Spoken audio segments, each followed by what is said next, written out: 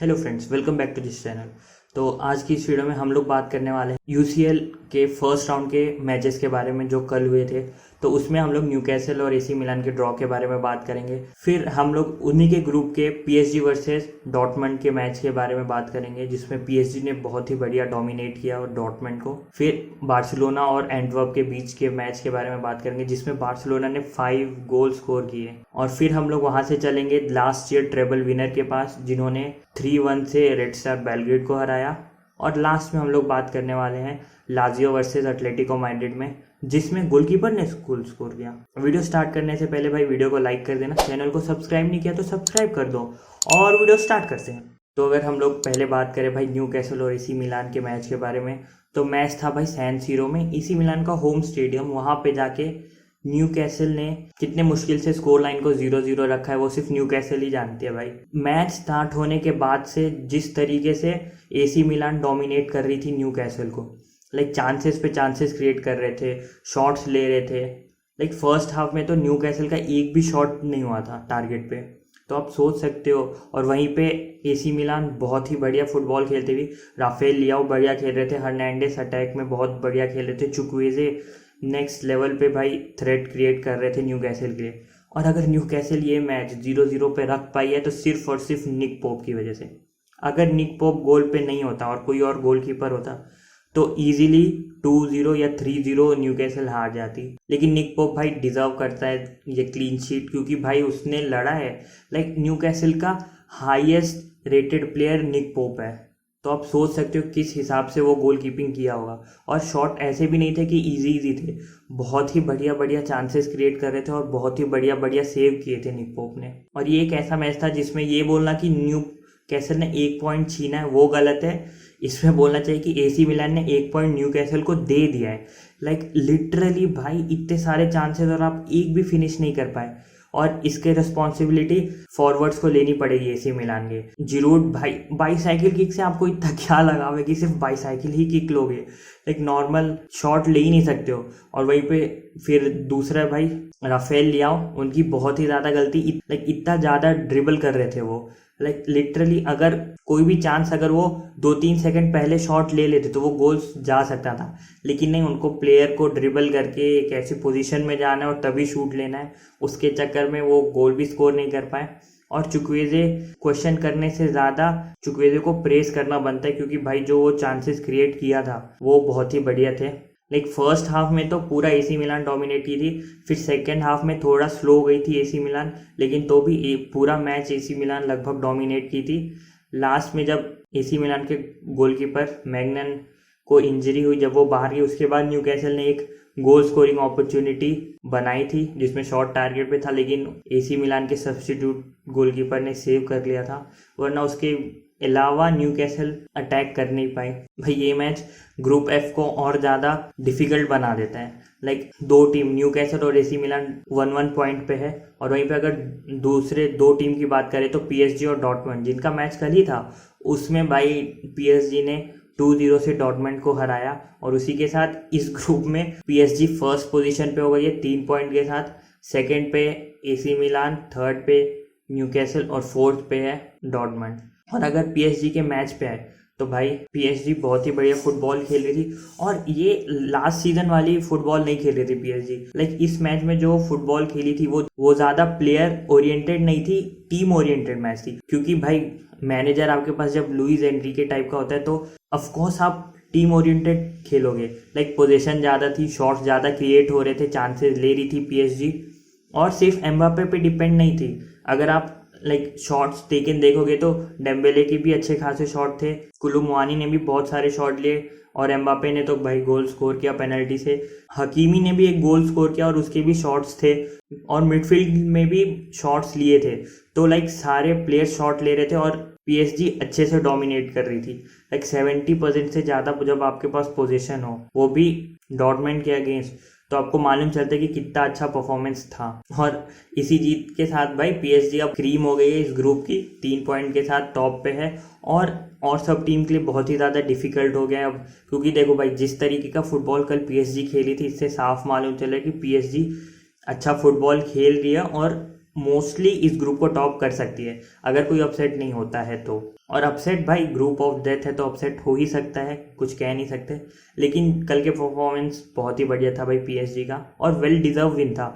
Like BVB को पूरा dominate की थी पूरे 90 मिनट्स। फर्स्ट हाफ में गोल नहीं आया, सेकेंड हाफ स्टार्ट होते ही भाई गोल कर दिया था एम्बापे ने, और 2-0 से ये मैच जीत गई पीएसजी। और वहीं पे अगर फिर तीसरे मैच की बात की जाए तो वो थी बार्सिलोना वर्सेस एंटवर्प।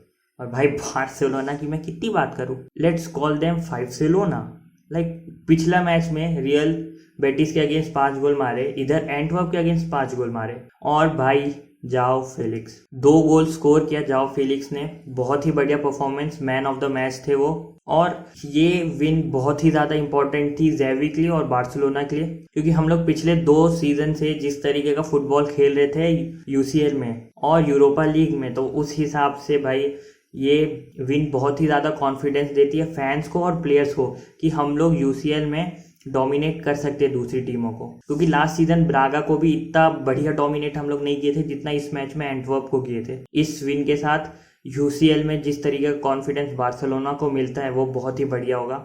और ग्रुप भी अच्छा है तो हम लोग एक्सपेक्ट कर सकते हैं बार्सिलोना से कि ये परफॉर्मेंस कंटिन्यू रखे ग्रुप स्टेज में भी और टॉप करे भाई ग्रुप। और अगर प्लेयर्स पे बात की जाए तो भाई जाओ फेलिक्स बढ़िया खेला, और जाओ कंसेलो जो कि दोनों लोन पे आए थे, दोनों ने बढ़िया खेला भाई। जाओ कंसेलो बॉल लेके भाई मिड तक आ रहे हैं और चांसेस क्रिएट कर रहे हैं। 2 या 3 शॉट भी लिए थे जिसमें गोल कर सकते थे जाओ कंसेलो। तो भाई कंसेलो बहुत ही बढ़िया साइनिंग है, लोन पे आया है, मालूम है कंसेलो और फेलिक्स दोनों लोन पे आए। और ये एक प्रॉब्लम है भाई, क्योंकि अगर लोन वाले प्लेयर इतना अच्छा खेले तो फैंस को उनसे लगाव हो जाता है। और हम लोग जानते हैं भाई एटलेटिको मैड्रिड फेलिक्स के लिए कितना पैसा मांगेगी, और वहीं पे मैन सिटी भी कंसेलो जितना बढ़िया प्लेयर है उस हिसाब से तो पैसे मांगेगी भाई। तो नेक्स्ट सीजन अब इन दोनों को साइन करने का रिस्पॉन्सिबिलिटी है। ऑफ कोर्स आप लोग बोल सकते हो कि अभी 2 ही मैच हुए, लेकिन जिस तरीके से खेल रहा है ऐसा ना तो वो एटलेटिको मैड्रिड के लिए खेला था जाओ फेलिक्स, ना कि चेल्सी के लिए खेला था। और अगर और साइनिंग की बात करें तो जो भाई गुंडोगान को हम लोग ने साइन किया है बहुत ही बढ़िया। लास्ट सीजन सिर्फ पेड्री था जो अटैकिंग में हेल्प कर रहा था, अटैकिंग में चांसेस क्रिएट कर रहा था, लेकिन गुंडोगान के आने के बाद से गुंडोगान भी भाई बहुत ही ज़्यादा हेल्प कर रहा है हम लोग को अटैकिंग चांसेस क्रिएट करने के लिए।